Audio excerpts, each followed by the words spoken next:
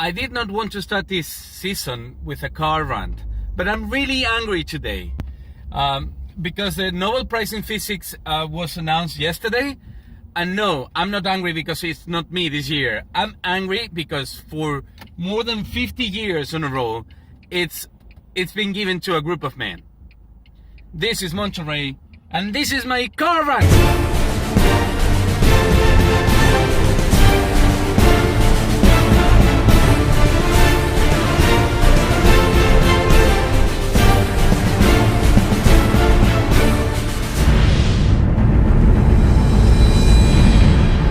Those who know me, you know that I'm totally against quotas. I think prizes should be given to ones who deserve it. Okay, that's fine. So this year, I think the biggest discovery, as we have covered here in Cosmic Kingdom, has been the LIGO, detecting gravitational waves, which is a project that has been going on for 30 years, and it's been so hard to get it, and I think those people should have had the Nobel Prize this year. I guess the collaboration is too big, so you cannot give like the Nobel Prize to 1,000 people, but at least to Kip Thorne, who was the brain of this. But they say that Nobel laureates are chosen using like following a series of reasons that are difficult to understand. Okay, fine with that. Then if we are going to do politics, okay, then let's try to do some good politics with the Nobel Prize, and then as Michelle and other nice I call them astro ladies, like women that do astrophysics, they exist and they do great science. It's been 50 years since the Nobel Prize in Physics has been awarded to a woman, and I cannot believe that. I mean, it's so hard to think that even if they give the Nobel Prize by chance, like by a draw, like they put all of our names on a bag and just withdraw one ball, it's really sorry I'm laughing, but it's just so impossible to believe that even if they do that and they just say like, okay, this is the Nobel Prize lottery, probably there are more women, like more 2 or 3 Nobel laureates at least in these 50 years. So and then I just thought of okay, what is my favorite like senior female scientist? And then I thought about Jocelyn Bell.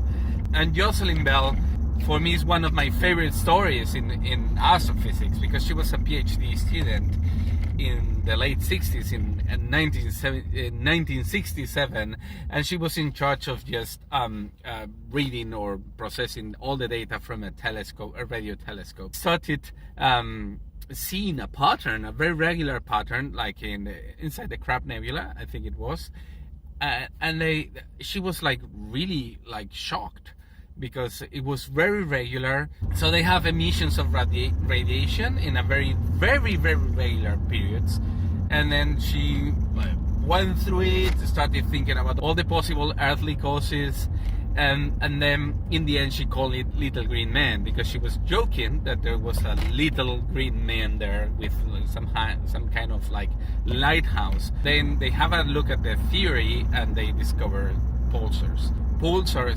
stands for pulsating stars, and is basically a neutron star, a very dense object that is spinning around, and it's emitting a beam of radiation in one direction. That was what she was detecting. And here's what I didn't know until I just started doing some research yesterday. I knew that she didn't get the Nobel Prize. Okay, that's fair enough. I mean, there's so many people who deserve it that hasn't get it. But it's even worse than that. So there were 5 authors on the paper about the Little Green Man, about the pulsar.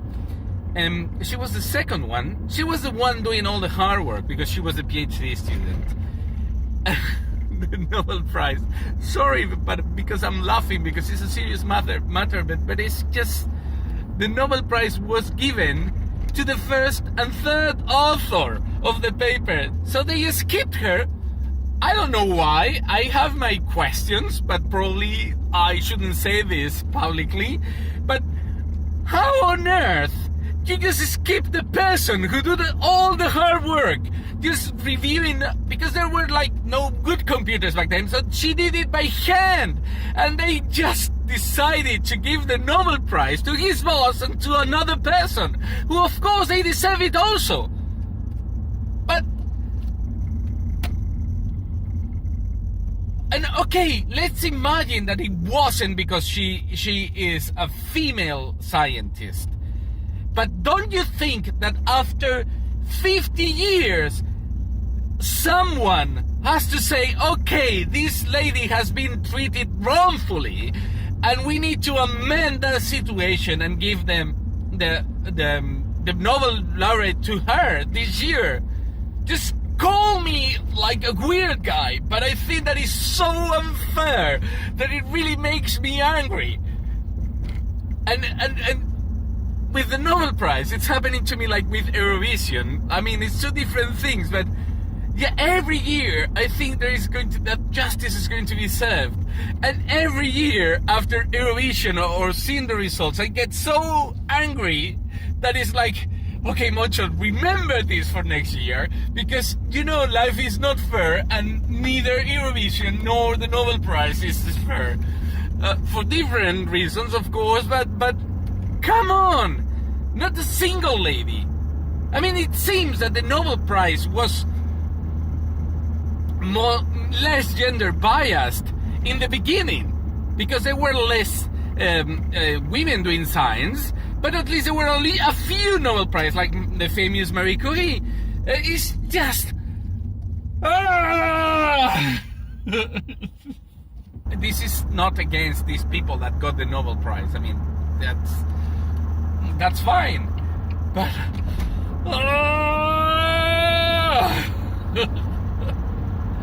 but okay, I get that life is not fair. I hope you enjoyed this small rant, and I'm looking forward to seeing your comments, and see you next week, guys. Bye bye.